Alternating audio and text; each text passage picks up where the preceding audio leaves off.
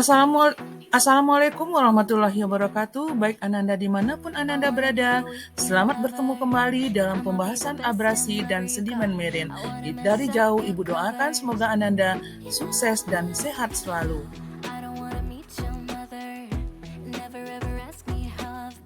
Oke, sekarang kita lanjut mengenai abrasi. Apa yang dikatakan dengan abrasi? Abrasi merupakan pengikisan yang disebabkan oleh air laut, baik oleh gelombang ataupun arus laut. Kemudian setelah terjadinya abrasi atau pengikisan oleh air laut, terdapatlah bentukan-bentukan pada permukaan bumi sebagai hasil proses abrasi. Di antaranya adalah klif. Apa yang dikatakan dengan klif? Klif itu adalah pantai yang berdinding terjal atau curam. Kemudian terbentuknya relung. Relung merupakan lubang-lubang kecil yang terdapat pada pantai klif. Terus lagi terbentuk dataran tinggi abrasi atau abrasion plain, yaitu dataran yang terbentuk karena pengikisan oleh gelombang atau arus laut. Sedangkan stek yaitu tiang-tiang batu yang terbentuk karena pengikisan oleh gelombang ataupun arus laut. Terus ada pula goa atau cave. Goa atau cave itu merupakan lubang yang besar atau yang terbentuk karena pengikisan air laut. Sedangkan natural bridge atau jembatan alam, ini jembatan yang terbentuk secara alami karena pengikisan oleh air laut. Kemudian ada yang terakhir yaitu ars. Ars itu adalah bentukan hasil pengikisan air laut yang berbentuk melengkung. Selanjutnya kita lihat bagaimana proses terjadinya bentukan akibat abrasi atau pengikisan air laut.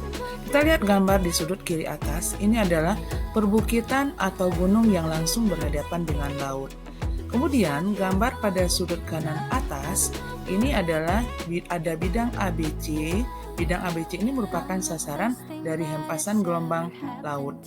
Terus gambar pada sudut kiri bawah, bidang ABC ini tererosi atau terkikis oleh gelombang laut, sedangkan pada gambar pada sudut kanan bawah, bidang ABC ini setelah terkikis, ini terbentuklah, ada yang terbentuk AB ini ada abrasion plain atau dataran abrasi, kemudian lagi BC ini adalah cliff atau pantai yang berdinding terjal, serta bisa juga terbentuk relung, ini seperti terlihat pada gambar, dan juga terbentuk cave atau gua. Selanjutnya kita lihat beberapa hasil proses abrasi atau pengikisan air laut.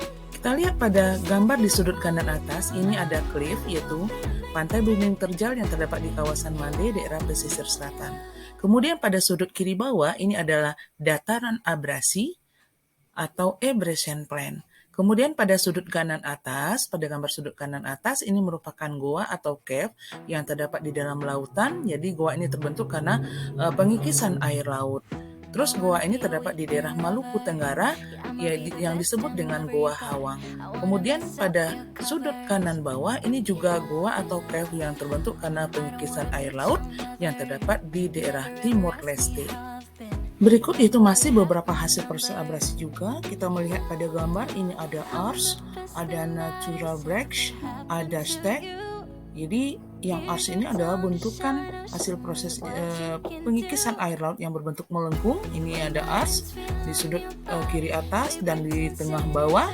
Ini ars, kemudian ada stek yaitu tiang-tiang batu pada sudut kiri bawah dan pada sudut kanan bawah. Kemudian ada natural bridge yaitu jembatan alam yang terbentuk karena pengikisan air laut. Pembahasan selanjutnya yaitu mengenai sedimen marine. Apa yang dikatakan dengan sedimen marine? Sedimen marine adalah endapan yang disebabkan oleh air laut, baik oleh gelombang maupun arus laut, baik yang terdiri dari lumpur, pasir, kerikil, batu, ataupun batu karang. Kemudian hasil endapan dari air laut itu dapat berupa ada yang dinamakan dengan bar, yakni endapan air laut yang berbentuk memanjang mengikuti pantai.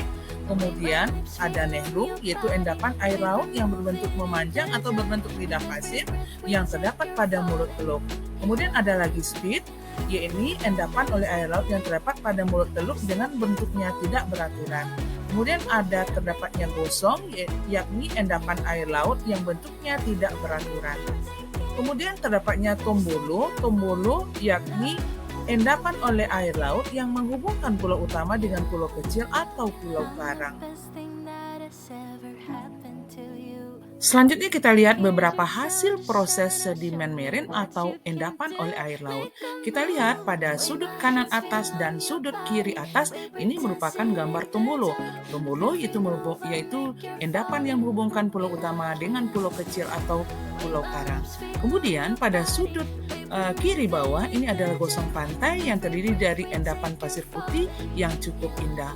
Kemudian pada sudut kanan bawah ini merupakan lidah pasir atau nehrum yang terdapat pada mulut teluk.